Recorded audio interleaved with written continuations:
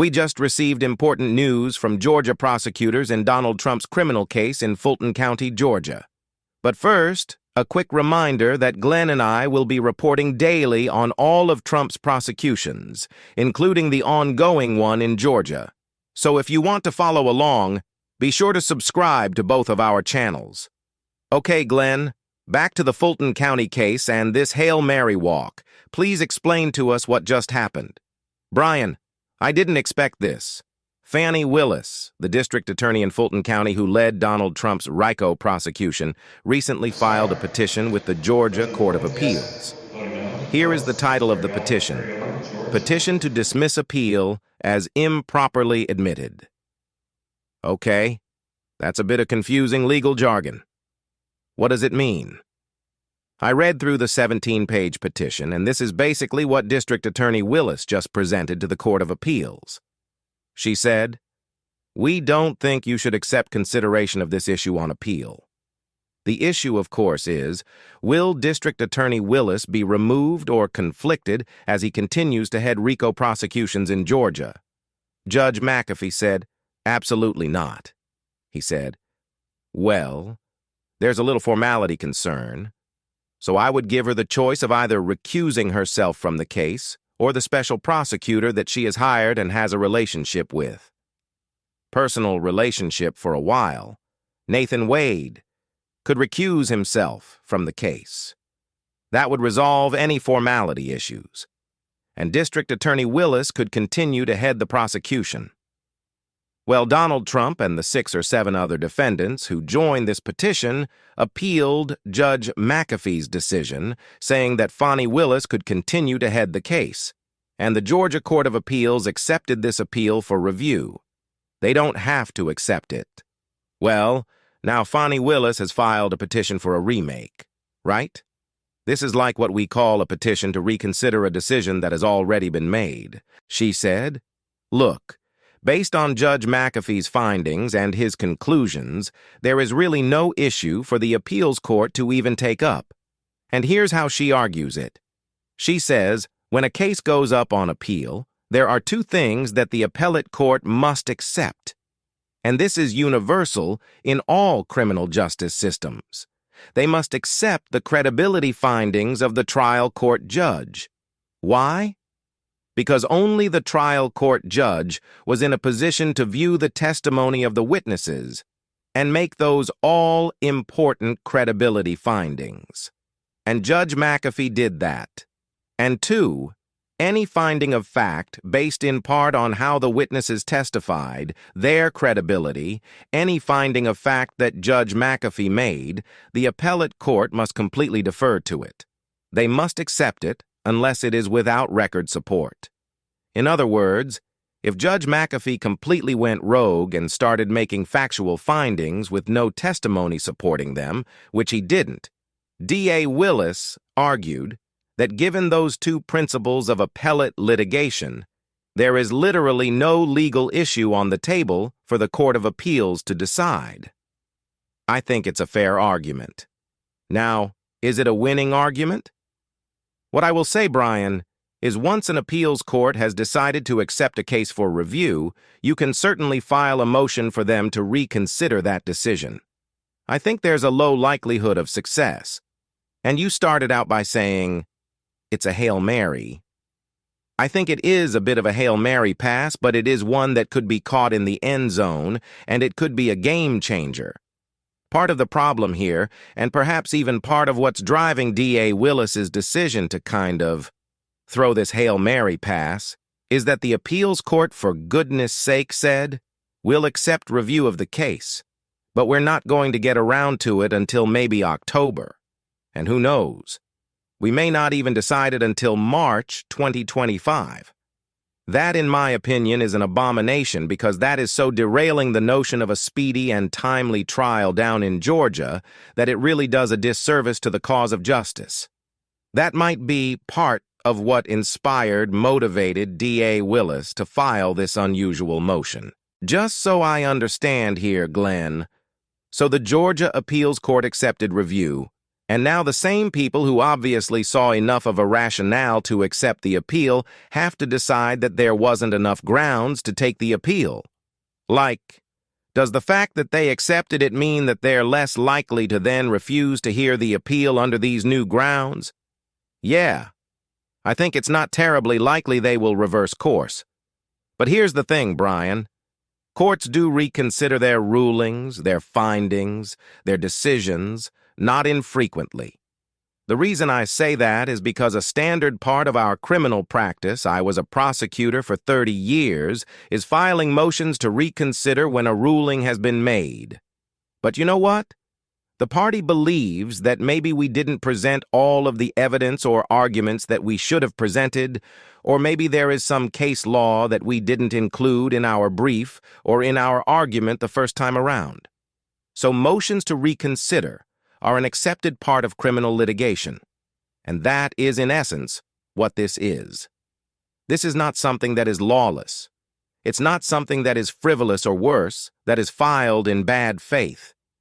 It may be a bit of a Hail Mary, but I think based on the way she framed the arguments that the credibility determinations have been made by Judge McAfee, that the factual findings that were entered by Judge McAfee were completely supported by the evidence of record, and there is no legal issue if you accept those credibility determinations and those findings of fact as you must. There's no legal issue to revisit here.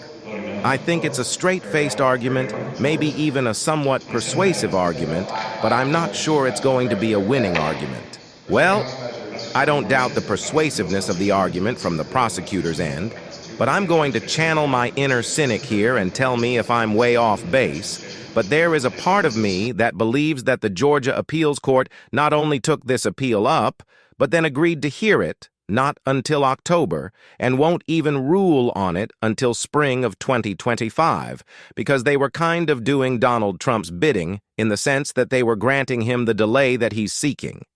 If those people are acting in bad faith by virtue of giving him that delay and perpetuating these dilatory tactics, wouldn't they then be less likely to rule in prosecutors' favor because this wasn't being done for the right reasons anyway? Sure. If they're acting in bad faith, a la Justice Clarence Thomas or Justice Samuel Alito, then this is really a hopeless endeavor, but I don't know. Do you think that's a fair read, or is it just that the appeals process takes a long time anyway? Am I being too cynical by thinking that the reason that it's going to be so far out, that we're not going to hear that this case isn't going to be heard until October and then not ruled on until March of 25? Is that me being too cynical, or do you think that there is a little bit of unethical behavior that could be going on that we would have such a massive delay? Yeah. Metaphysically, anything's possible. But I am not prepared to say that under the facts and circumstances as we know them, I don't think we can leap to the conclusion that there's anything nefarious going on in the Georgia Court of Appeals. I don't know enough to reach that conclusion. I think it's smart to be cynical and to be critical of everything we see when it comes to litigation involving Donald Trump. I couldn't possibly imagine why you would say that. Look at Judge Cannon. Look at the Supreme Court. We have really struggled mightily as a criminal justice system in multiple jurisdictions when there's an endeavor to hold him to account for his crimes. But here's the thing I'll say. The more I've heard about the Georgia system, things can take a very long time, even in the ordinary course of business, in a case that does not involve a high-profile defendant. So yes, it is kind of obscenely long for an appeals court in a case where time is clearly of the essence to say, we'll get around to an argument in October and maybe we'll decide the case in the spring. As I say, that's an abomination.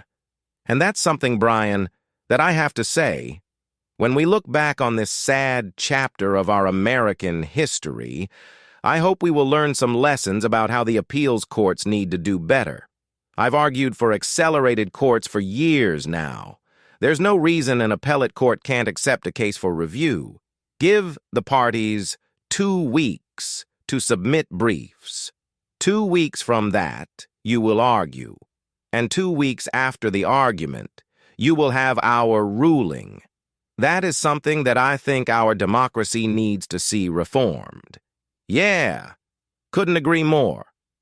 Glenn, let's finish off with this. Let's say, for example, let's put the cynic in me aside and say, for example, that the appeals court does side with prosecutors and does basically reconsider their decision to take this issue up on appeal. And the issue goes back to the trial court. Would this trial immediately be back on track, and could it actually move forward before the election? What is the first tranche of defendants that Fani Willis would opt to bring forward? Yeah, the minute the case is returned to the trial court, to Judge McAfee and to District Attorney Willis, I suspect the next thing you would see DA Willis file is a motion to set a trial date. And, there are still a lot of defendants left. I believe 15 of the 19 charged co-defendants are still pending trial. 4 pleaded guilty and are cooperating with the prosecutors. So I could see DA Willis saying, listen, we're going to batch together 4, 5, 6 defendants. We're going to propose a trial date as early as, August or September, and then it's up to Judge McAfee to see whether that is realistic and whether the defendants can be expected to be prepared to go to trial and go to trial on that date. And don't forget, way back when Fani Willis did propose an August 2nd trial date. That, of course, was never set, but at least in the back of their minds, the defense attorneys should know, well, that's something that has at least been kicking around for quite some time. So, if the case goes back from the appeals court to the trial court, then I would expect we would see some kind of a trial date set. How far off into the future? That's anybody's guess. Yeah.